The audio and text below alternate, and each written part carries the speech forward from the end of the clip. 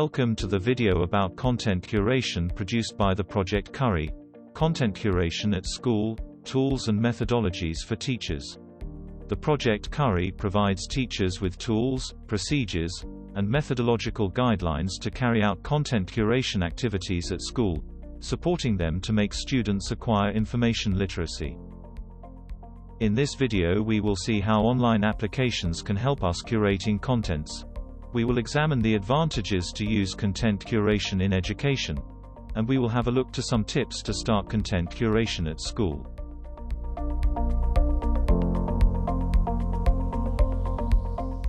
In the last few years, many social media for content curation have been developed.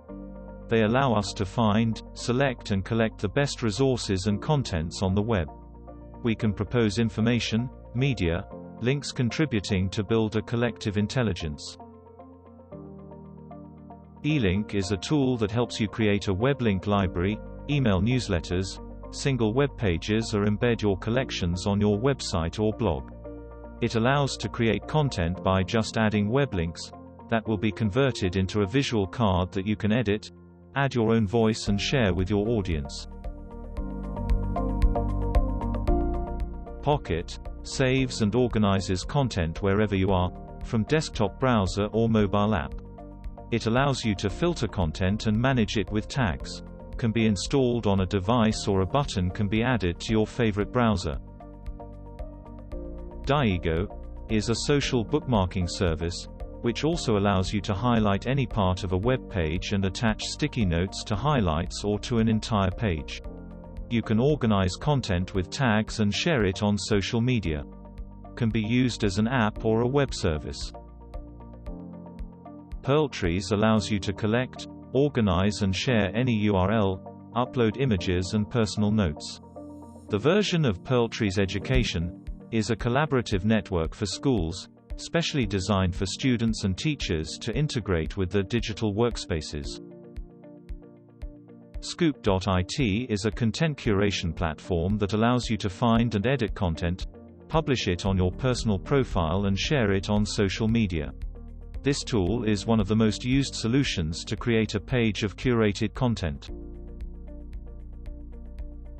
Pinterest enables saving and discovery of information on the web using images. Users can upload, save, sort, and manage images, known as pins, and other media content through collections known as pinboards.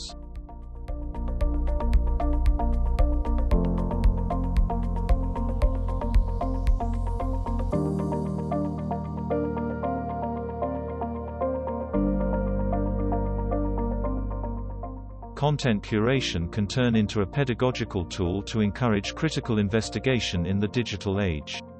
The acquisition of competences in this sense allows to create a bridge between informal learning that takes place outside the school context and formal learning.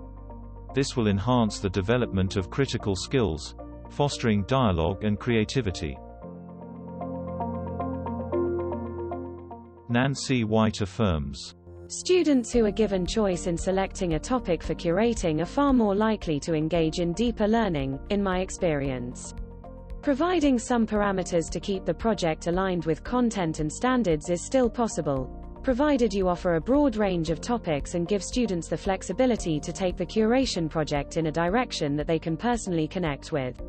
This begins to resemble passion-based learning and Genius Hour."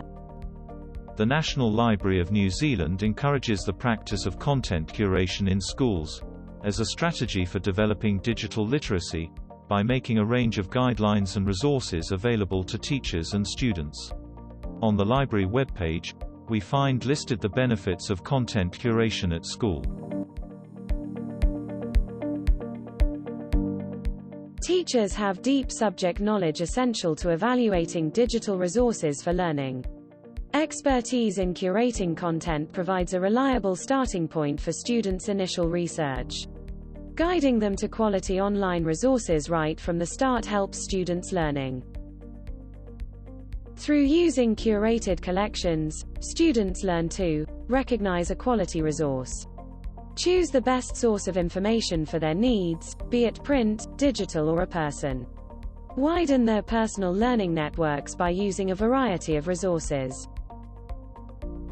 Teachers can use curated content to encourage parents to become involved in school life by gathering resources to support reading at home, explaining new technologies, educating parents about topics such as digital literacy and digital citizenship.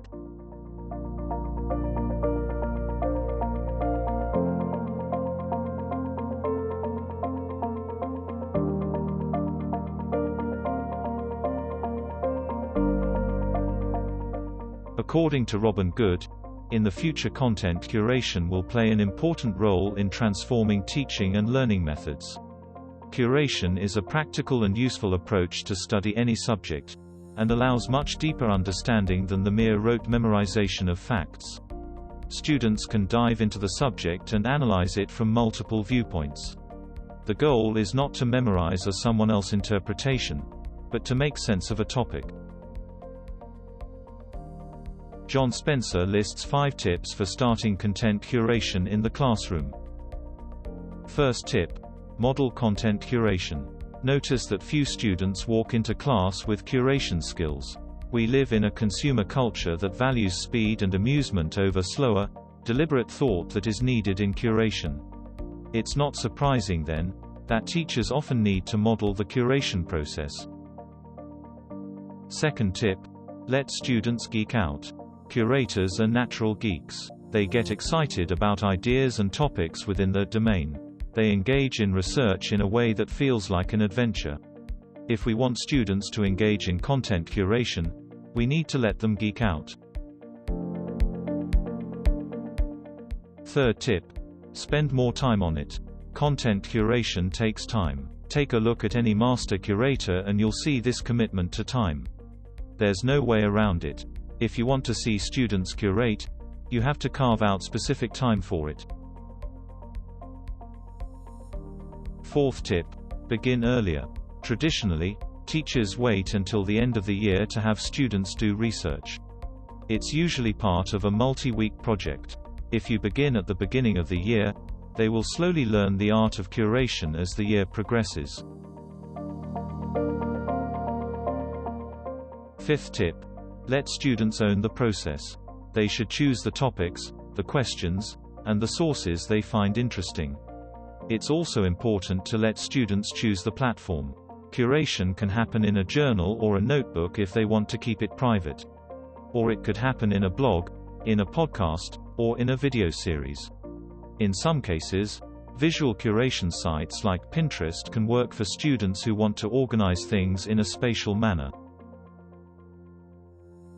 Content curation gives students the ability to search, evaluate, compare, analyze, classify, organize, ask questions, and assign meaning to resources and content.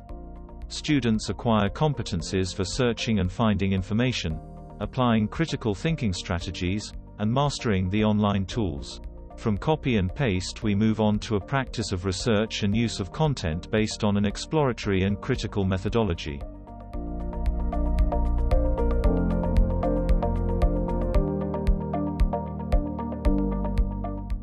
Thanks for watching. If you liked this video, add a like and subscribe to the channel. If you want to know more about content curation, check out all the videos made by the Curry Project. Visit the project website, www.curryproject.net.